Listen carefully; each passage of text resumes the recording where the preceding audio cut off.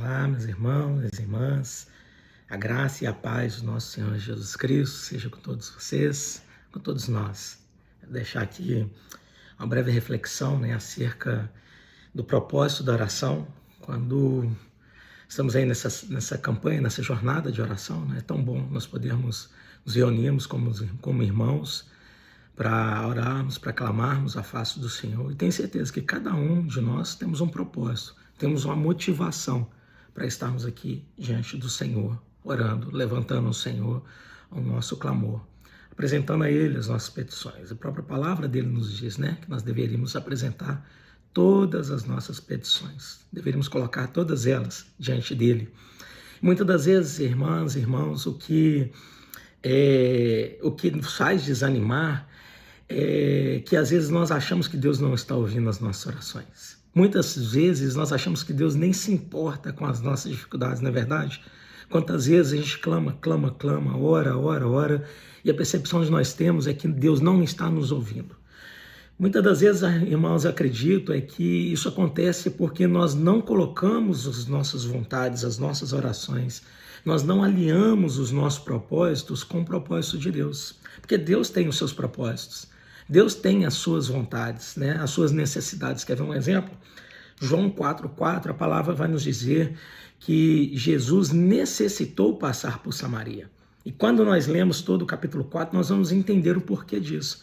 Nós vamos ver que o Senhor Jesus passou por Samaria porque ele tinha uma mulher, ele encontra com aquela mulher, ele evangeliza aquela mulher, ele transforma a vida daquela mulher, da mulher samaritana, e depois aquela mulher não se torna simplesmente uma seguidora de Jesus, mas uma pregadora do evangelho de Jesus, porque ela volta para a sua cidade e depois traz uma multidão de pessoas, traz toda a sua cidade para ter um encontro com Cristo. Então eu entendo que o propósito da nossa oração deve encontrar o propósito de Deus. Qual que é o propósito de Deus? A salvação, a libertação, a transformação, a bênção para também outras pessoas. Deus não quer te abençoar só para você ser abençoado. Deus quer te abençoar para que outras pessoas sejam abençoadas. Deus quer te abençoar para que uma nação seja abençoada. Esse é o propósito da bênção, esse é o propósito, deve ser o propósito da nossa oração. E aí eu quero compartilhar com vocês um pouco aqui brevemente o texto de 1 Samuel, capítulo 1, a partir do versículo 10, a oração de Ana, um texto talvez até muito conhecido nosso, mas onde o Senhor ministrou ao meu coração já há várias semanas, e eu queria aqui estar compartilhando com vocês essa reflexão de o que acontece quando o propósito do meu coração e do seu coração encontra o propósito do coração de Deus. Quando a minha e a sua oração encontra a vontade de Deus, que coisa maravilhosa, Quando nós abrimos as nossas bocas, os nossos lábios, quando nós dobramos os nossos joelhos para clamar a Deus por algo que Ele quer fazer em nossas vidas. Aleluia! Isso é lindo demais, irmãos. E é isso que aconteceu na vida de Ana. Vamos ver o que estava acontecendo aqui. Versículo 10 diz assim: levantou-se Ana e com amargura de alma, olha, a alma estava amargurada, ela estava triste, estava chateada. Ela orou ao Senhor e chorou abundantemente, que é o que nós devemos fazer, quando estamos amargurados, coração apertado, devemos sim buscar a face do Senhor, e foi o que ela fez, buscou o Senhor. E aí ela continua e fez um voto dizendo: Senhor dos exércitos, se benignamente atentares para a minha aflição, para a aflição da tua serva, e de mim te lembrares, e da tua serva não te esqueceres, e lhe deres um filho varão, aqui ela especificou, o seu desejo, sua vontade, já não queria só ter um filho, mas queria um filho varão. Ao Senhor darei esse filho por todos os dias da minha vida, e sobre a sua cabeça não passará navalha. É lindo isso, irmãos. Ela alinhou a sua vontade, alinhou o seu desejo ao desejo de Deus. Aí lá no versículo 15 vai falar assim: porém Ana respondeu: não, Senhor meu, eu sou mulher atribulada de espírito. Não bebi nem vinho e nem bebida forte, porém venho derramando a minha alma perante o Senhor. Não tenhas, pois, a tua serva por filha de Belial, porque pelo excesso da minha ansiedade e a grandiosidade da minha aflição é que tenho falado até agora. Então lhe respondeu Eli: vai-te em paz, minha filha, e o Deus de Israel te conceda a petição que você fez. E disse ela: ache a tua serva mercê diante de ti. Assim a mulher se foi do seu caminho e comeu, e o seu semblante já não era mais triste. Irmão, que coisa maravilhosa quando a nossa oração encontra a vontade de Deus. Até então, a vontade de Ana era ter um filho para competir com Penina. O desejo dela era competir com Penina diante do seu marido. O seu marido a amava, inclusive, muito mais do que Penina. Ofertava por ela muito mais do que ofertava por Penina e seus filhos. Né? E ela achava-se inferior a Penina, porque Penina estava dando filhos para Eucana e ela não. Então ela se sentia marginalizada diante de uma sociedade que cobrava dela dar filhos para o seu marido, o marido que tanto amava. E aqui agora ela se vê nesse conflito, ela chega diante do Senhor chorando, amargurada, com o coração partido, porque não conseguia realizar esse desejo, não conseguia cumprir essa vontade do seu coração, né, que era de dar um filho para o seu marido. Só que, irmãos, o que eu acho interessante é que ela vê que ano após ano, entra ano e sai ano, ela vai a Jerusalém e faz a mesma oração e nada acontece. Senhor, me dá um filho, Senhor, me dá um filho, Senhor, eu quero ter um filho, Senhor, eu quero ter um filho, e nada acontece. Mas o dia que ela vai para Jerusalém, que ela sobe a Jerusalém, que ela muda o propósito da sua oração, que ela coloca a vontade de Deus dentro do seu coração e fala: Senhor, agora eu não quero um filho para mim, eu não quero um filho para Eucana, eu quero um filho para o Senhor. Aleluias. Eu quero um filho para te servir. Eu quero um filho para andar diante de ti. Eu quero um filho para caminhar contigo. Eu quero um filho para servir diante da tua face. É interessante isso, é lindo isso, irmão. Sabe por quê? Porque Deus tinha uma necessidade naquele momento. Nós vamos ver naquela história que Eli era o sacerdote dessa época, mas Eli estava dando muito trabalho para Deus, vamos dizer assim. Eli era um sacerdote complacente com os erros dos seus filhos. Ele passava a mão na cabeça dos seus filhos em pecado, seus filhos atrapalhando todo o ritual do sacerdócio, atrapalhando a comunhão dos irmãos com a igreja, afastando os irmãos da igreja. Seu filho estava atrapalhando tudo. Ele era um péssimo sacerdote, um péssimo juiz e um péssimo profeta. Então Deus precisava de um juiz, um profeta, um sacerdote para que servisse diante dele com integridade, com retidão de coração. Então quando Ana faz essa oração para Deus, fala: Senhor, eu vou apresentar para ti, eu quero um filho varão para que ele te sirva, não para poder agradar o meu marido, não para poder competir com a Penina, mas agora eu quero para servir ao Senhor. Quando ela muda o propósito da sua oração, não só o agir de Deus é diferente sobre a vida dela, mas até ela passa a se sentir diferente quando ela percebe que Deus a ouve, né? Ela derrama sua alma perante o Senhor, como nós lemos aqui no verso 15, e não só derrama sua alma diante do Senhor, mas ela vai voltar para casa agora diferente, porque mesmo que ela saiba que ela é estéril, mesmo que ela saiba que na visão do homem é impossível ela ter aquele filho, ela começa a ter a convicção de que ela encontrou a vontade de Deus na vida dela.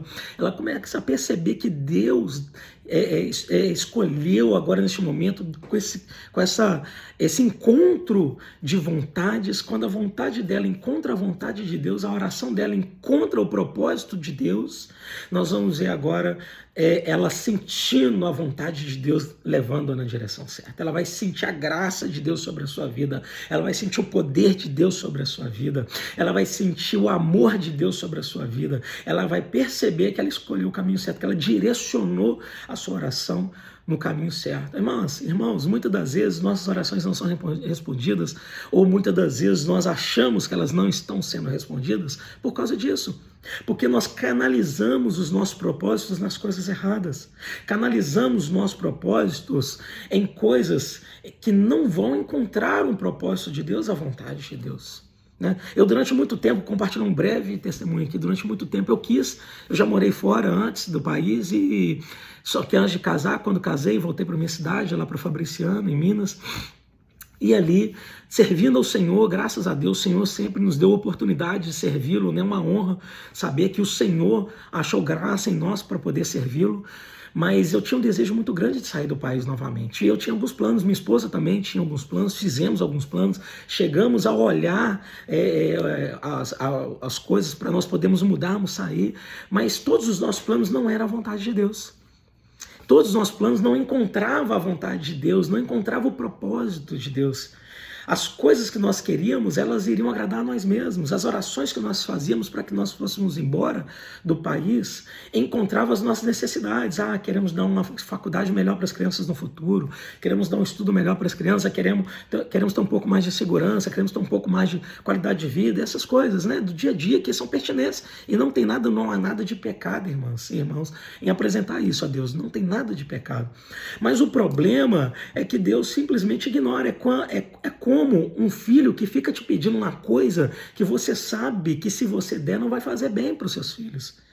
Né? E você fica, talvez, ou procrastinando, ou falando não, ou chega uma hora que você para até de ouvir. Né? Às vezes acontece isso com meus filhos, ficam pedindo, e eu fico, não, isso não vai fazer bem para vocês. E chega uma hora que eu canso de ouvir e deixo eles falando. Só que eles não encontraram, a vontade deles não encontrou uma necessidade que vá realmente beneficiar eles, ou beneficiar a família. Então o que eu estou querendo dizer é que muitas das vezes isso acontece conosco. E aí o dia que nós falamos assim, Senhor, nosso coração está disponível para o Senhor nos levar aonde o Senhor quiser. Então eu recebi a proposta para vir para cá, para Singapura. Irmãos, eu vou ser sério, eu jamais imaginava vir para Singapura. Aliás, a minha empresa tinha planejado, nós íamos para a Noruega, nós já estávamos de malas prontas para ir para a Noruega. E próximos de nós irmos embora, faltando poucos meses, algumas semanas, já quase um mês, para nós irmos embora, o Senhor mudou tudo. O Senhor mudou tudo. E de repente o meu chefe fala assim, não, eu preciso que você vá para Singapura. Eu preciso de você lá em Singapura. Eu falei, amor, desfaz a mala aí, muda, porque agora já não é roupa de frio mais. Agora é roupa de calor. Inverno de 30 graus. Antes era inverno de menos 30, que é inverno de mais 30. Né? Então, Deus, quando nós colocamos o nosso coração à disposição, irmãos, da noite para o dia, Deus inclusive muda a história. Deus da noite para o dia muda as circunstâncias. Porque Deus não precisa de questões racionais, Deus não precisa de lógica humana para poder mudar a história de alguém, para poder responder uma oração. Deus não precisa de circunstâncias. A circunstância dessa mulher, a circunstância de Ana, era totalmente contra as vontades ou desejo dela. Mas ela não se importou com isso, ela encerra a sua oração, ela já não comia, agora ela come. Ou seja, alegria, gente, quando a gente está com depressão, a gente está ou ansioso, a gente fica naquela ansiedade, aquela depressão, aquela coisa, sabe? Que a depressão é excesso de passado, ansiedade é excesso de futuro.